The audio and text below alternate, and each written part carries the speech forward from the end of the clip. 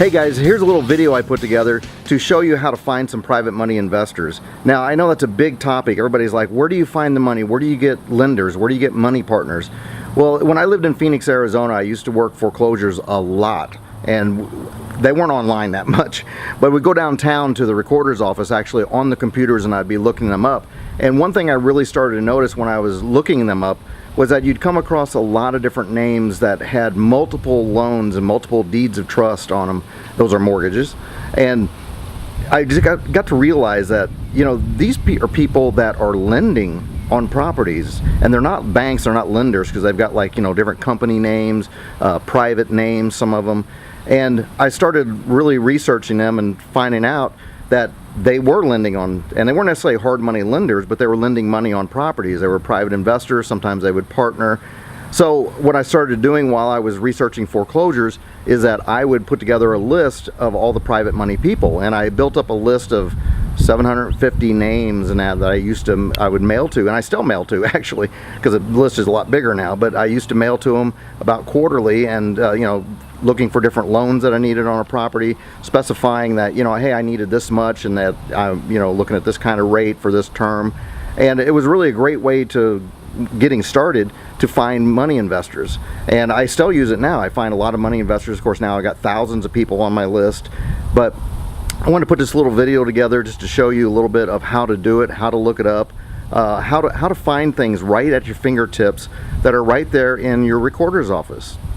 There are things that are available to you without having to buy a list and do all this stuff. You can look up and find the information yourself.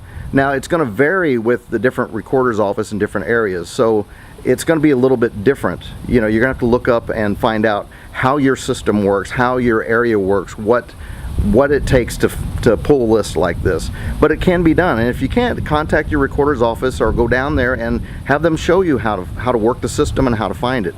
But this shows you a little bit of how to find it, how to get in touch with money partners, how to find money for your deals, and it's a great way that helped me get started and still continues today.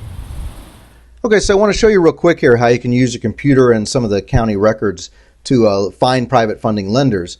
I'm on the Phoenix, Arizona, Maricopa County Recorder's Office website here, and we're going to use this just to show how easy it is to find things. This is where everything's recorded at for the county.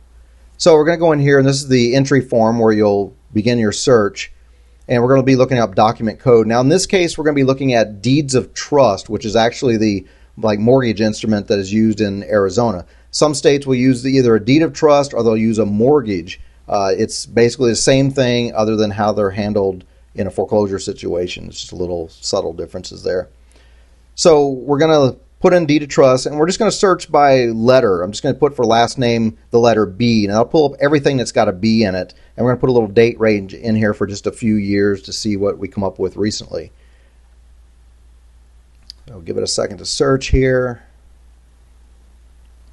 Okay, now so we get the first page here, and I notice right away we've got a lot of entries here from a B&B Acquisitions.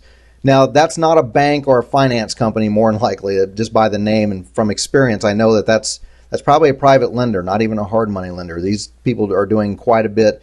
Deeds of trust means that they're actually carrying back or making loans on property. So they've got, in the next page, they've got quite a few entries. So we're going to take a look at one of the documents here, see what's happening. And okay, so see right away at the top here, you've got the one after recording mail to, and it gives their address.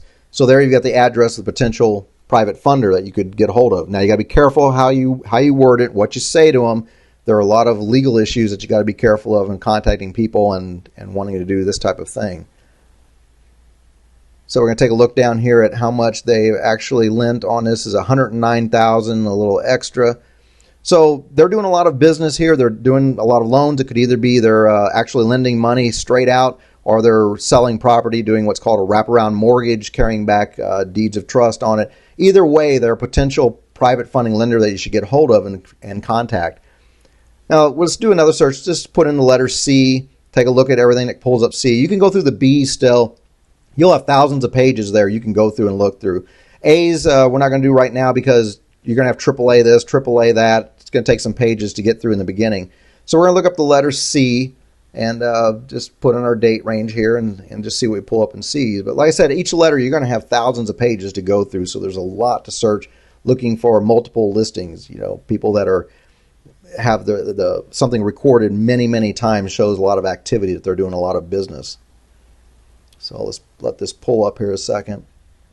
Okay, so now we get the first page of the letter C's. I just see a couple things, nothing that's really standing out as being real repetitive. Look at the second page here. Okay, now just right away on the second page, we get the C&G Holdings with a lot of entries. And it's just within the past few years, that's what we search for. So we're going to take a look at this document.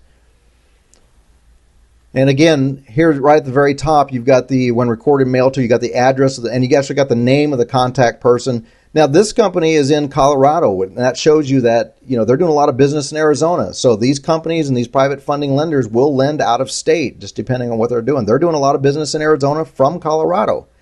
So let's see what they've got. They got $126,655 that they're carrying back on this. Again, that could be just straight money out, or it could be that they're carrying back. Either way, they're doing a lot of volume, a lot of business. They've likely got quite a bit of cash on hands themselves, because they're carrying back notes for hundreds of thousands of dollars. So these are some good people to get hold of. Again, you want to be very careful on how you contact them, because there are SEC, the Securities Exchange Commission, rules and regulations on how you can contact these different people. All right, well, I hope you liked that video. I hope you got a lot of good tips out of it. It's not a perfect system, and some of them will be looking at hard money lenders that, they're basically looking at super high rates and that. But a lot of them are usually just money people, just average Joes looking to make an extra money, on their money that's sitting in a CD in a bank or something like that. So use it. Look up your people, keep a list, put them on your database, mail to them often, and happy investing.